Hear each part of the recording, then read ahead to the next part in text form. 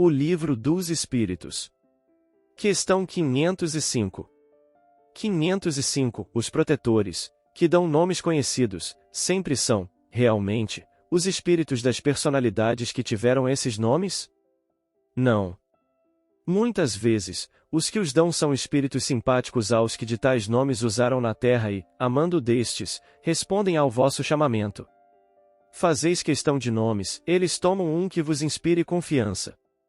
Quando não podeis desempenhar pessoalmente determinada missão, não costumais mandar que outro, por quem respondeis como por vós mesmos, obre em vosso nome.